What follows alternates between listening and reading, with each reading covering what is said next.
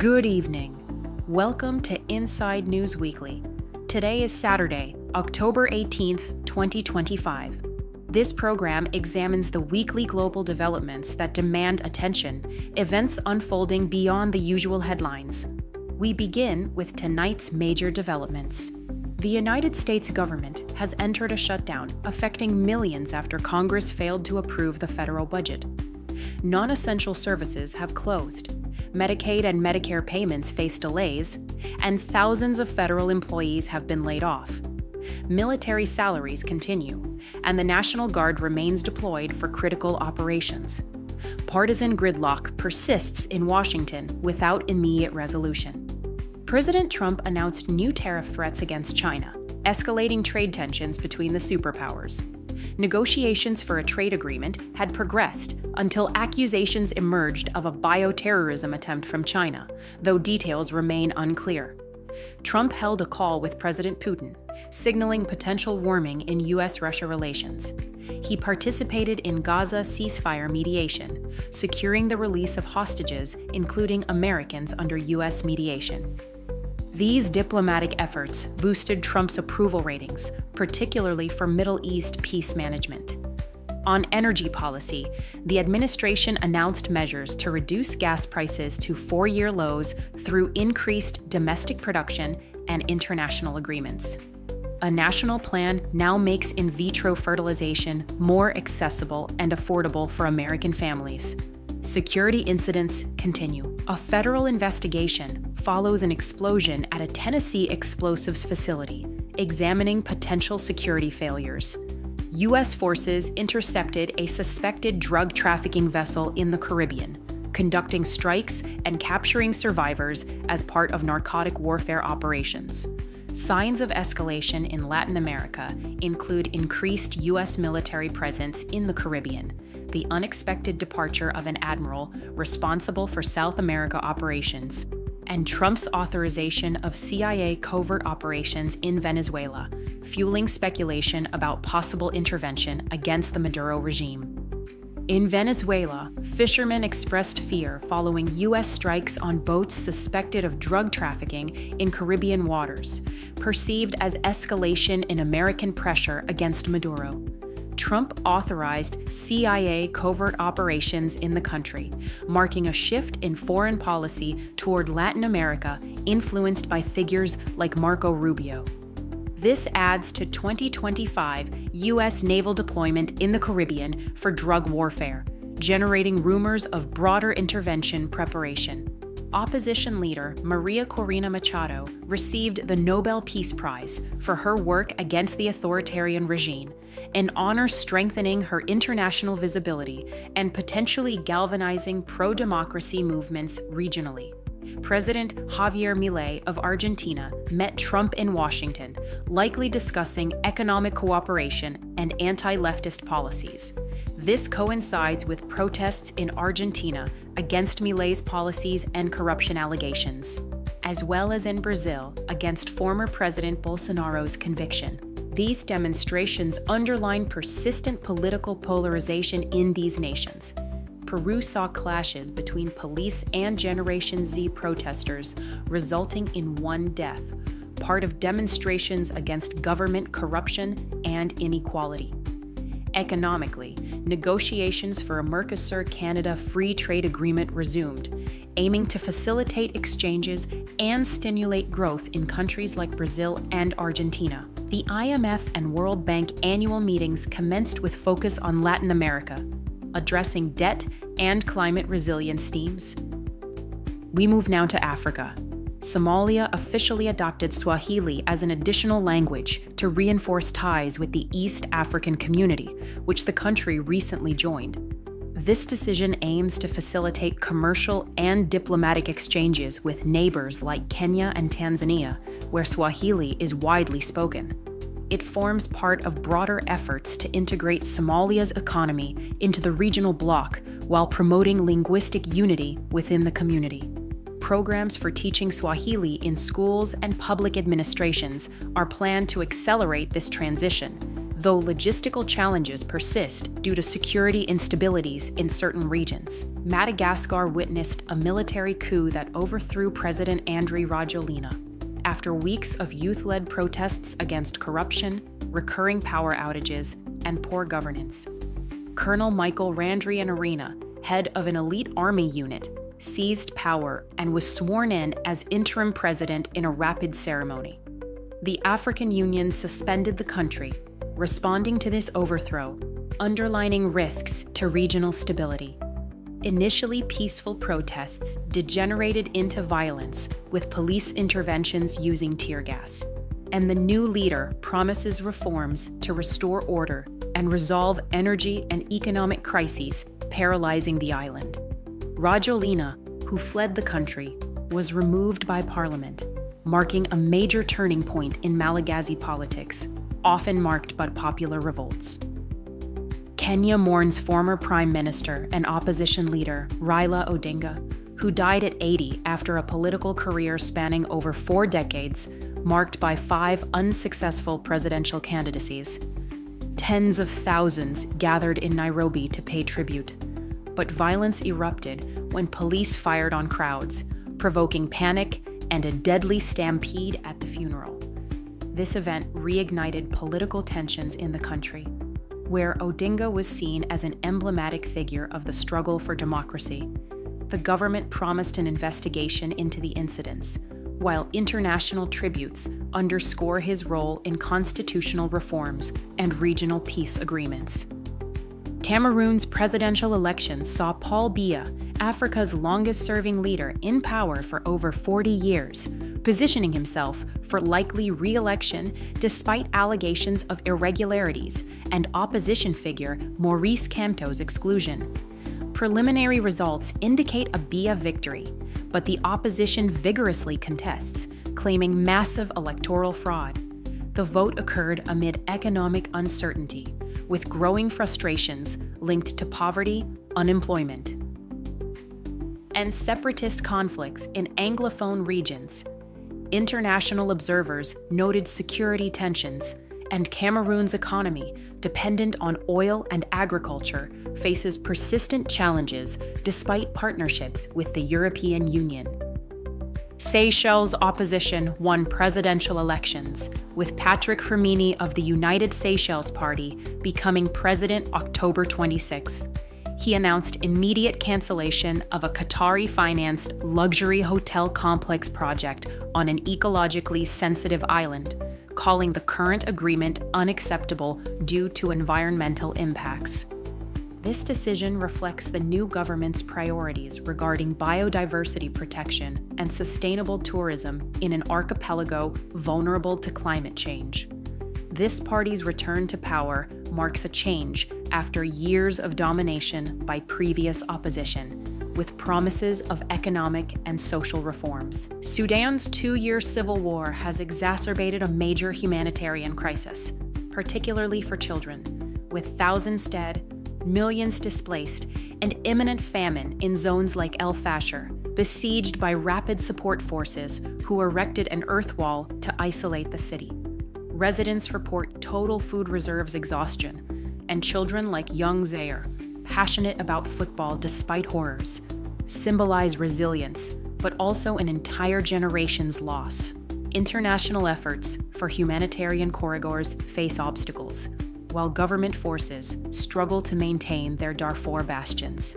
Democratic Republic of Congo's former president, Joseph Kabila, recently sentenced to death in absentia for war crimes and treason, launched a movement to save the country during a meeting with other opposition leaders in Nairobi, Kenya. This grouping aims to contest the current government and propose alternatives to resolve persistent conflicts in the country's east, where rebel groups like M23 maintain tensions. Peace negotiations with neighboring Rwanda remain blocked, threatening regional stability and efforts to end violence. Nigeria's President Bola Tinubu granted clemency to 175 convicted Nigerians and pardoned national heroes, a measure presented as a gesture of reconciliation and justice. Simultaneously, the government refuted American allegations of genocide in certain regions, affirming these claims are exaggerated and do not reflect reality of peace and security efforts. These developments occur amid persistent economic and security challenges. With operations against insurgent groups like Boko Haram, Zimbabwe sees Chinese company Huayu planning to start lithium sulfate production in early 2026. A key project to exploit the country's vast reserves and boost the mining economy. This initiative fits within growing global demand for battery materials, with investments estimated at hundreds of millions of dollars, though environmental and social concerns persist around extraction sites. Sahel region instabilities persist with jihadist pressures in Mali, Niger, and Burkina Faso, where groups like Islamic State in Sahel conduct attacks against convoys and villages despite military operations. ECOWAS withdrawal complicates cross-border trade, and local forces face logistical challenges and troop overextension, exacerbating population displacements and humanitarian crises. Turning to Europe, France experienced a new political instability phase with Prime Minister Sébastien Lecornu naming a new government. Appointed as the fourth head of government in 1 year, Lecornu formed his cabinet just before the 2026 budget deadline, amid multiple crises, including economic tensions and debates on tax reforms.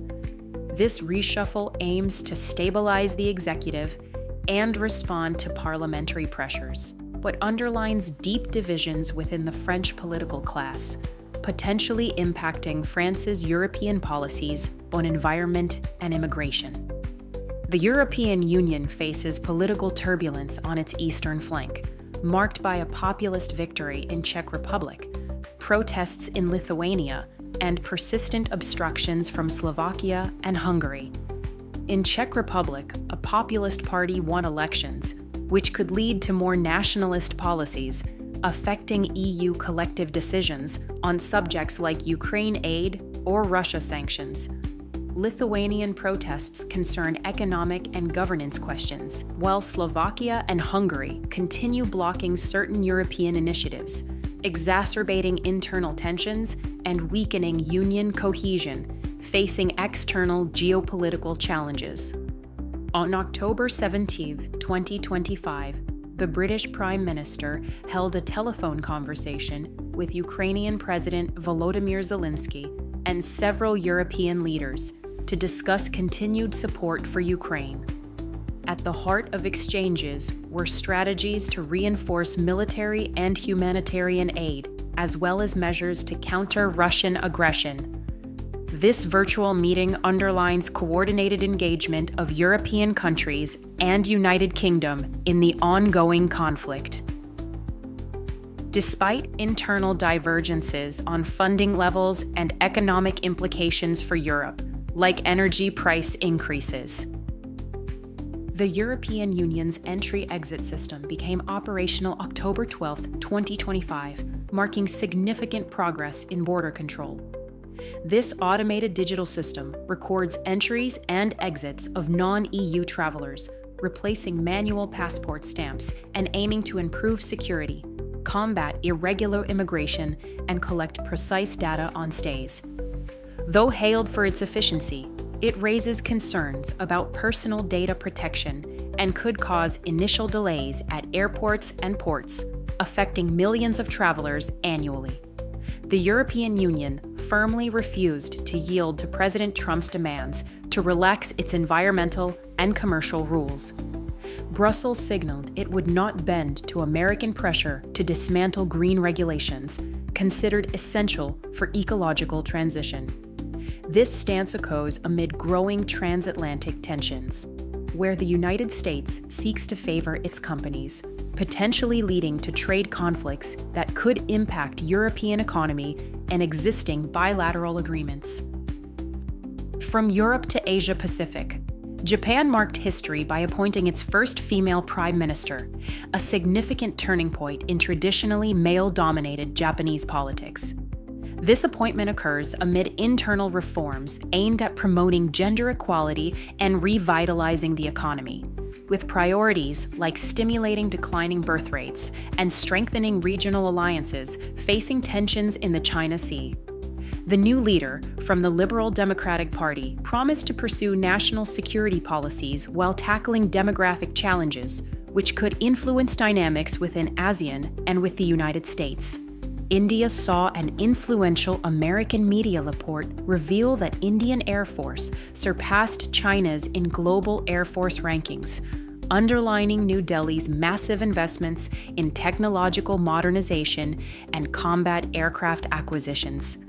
This evolution reflects growing geopolitical tensions in the Indo-Pacific region, where India reinforces its capabilities to counter Chinese claims in Himalaya and Indian Ocean. Experts estimate this could encourage new partnerships with Western countries, while exacerbating rivalry with Beijing. Vietnam reinforced ties with North Korea during a rare visit by the Vietnamese Communist Party chief to Pyongyang, the first in nearly 20 years. This meeting highlights Hanoi's balanced diplomacy, navigating between relations with China, United States, and Russia, while seeking to diversify its alliances amid regional tensions. Discussions covered economic cooperation and stability in Northeast Asia, signaling Hanoi's willingness to play a more active role on the Korean peninsula. China saw gold prices break the 1,000 yuan per gram barrier for the first time, with a 13.7% rise in just 5 trading sessions after National Day holidays. Regulators intervened to calm speculation, imposing transaction restrictions to avoid a speculative bubble. This phenomenon links to global economic uncertainty, inflation, and increased demand for safe haven assets, impacting Asian investors and global precious metals markets.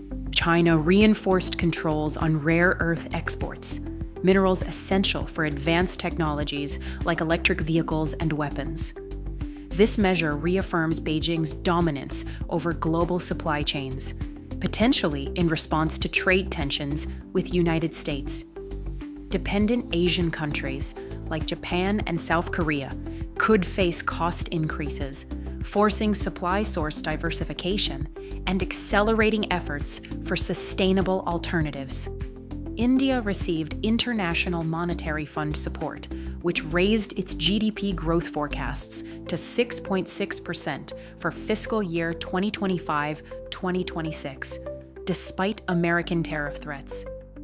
This confidence rests on robust domestic demand, with 7.8% growth in the first quarter, positioning India as the fastest-growing major economy.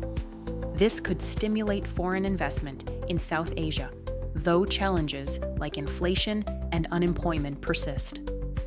United Kingdom and India deepened their alliance with a £42 billion trade agreement and defense partnership, including joint naval exercises involving aircraft carriers. This collaboration aims to counter Chinese influence in the Indo-Pacific, reinforcing maritime security and supply chains. For India, this means increased access to British technology, while United Kingdom gains a key ally in post-Brexit Asia. Taiwan unveiled its T-Dome air defense system, multi-layer technology designed to reinforce its deterrence facing Chinese threats. Inspired by Israeli systems, it integrates advanced radars and interceptors to protect against missiles and drones. This announcement occurs as Chinese incursions near Taiwan's Air Defense Identification Zone increase, underlining persistent tensions in the Taiwan Strait. North Korea conducted coastal artillery exercises along the East Coast, potentially preparing for a missile test. These activities coincide with fuel rationing delays in food distributions, exacerbating internal vulnerabilities. Satellite images show continued construction on missile engine sites, indicating military escalation concerning neighbors like South Korea and Japan. A border clash between Thailand and Cambodia was triggered by freshly laid landmines, according to sources, leading to a negotiated ceasefire. Though limited, This incident highlights persistent tensions on disputed borders, with implications for ASEAN stability. Both countries reinforce patrols, while diplomatic discussions aim to prevent larger escalation. Afghanistan's conflict with Pakistan intensified, with Taliban claiming to have killed numerous Pakistani soldiers during border clashes. This escalation, linked to territorial disputes and counter-terrorism, could destabilize Central Asia, affecting trade routes and migrations. Both sides reinforced security measures, with risks of repercussions on neighboring countries like India and China. Philippines experienced major earthquake series offshore Davao, provoking aftershocks, with tsunami alerts quickly denied by authorities to counter social media disinformation. Infrastructure inspections revealed minor bridge cracks, while port and electricity restoration efforts continue. This underlines the archipelago's seismic vulnerability and need for better disaster preparations. India saw a Maoist leader with a 6 crore rupee bounty surrender with 60 cadres in Maharashtra, marking a hard blow for the Naxalite insurgency. The chief minister hailed this as a step toward Gadchiroli region development, formerly marginalized. This capitulation could encourage other surrenders, reducing violence in rural areas affected by conflict for decades. That concludes our main coverage. The stories we covered tonight, both prominent and overlooked, reveal a world navigating profound instability. From government shutdowns to humanitarian crises, from financial system vulnerabilities to exploitation of the most vulnerable, the interconnected nature of these challenges demands journalism that prioritizes consequence over spectacle. We have a responsibility to examine not just what makes headlines, but what shapes lives. Thank you for your attention to these matters. With good journeys to all.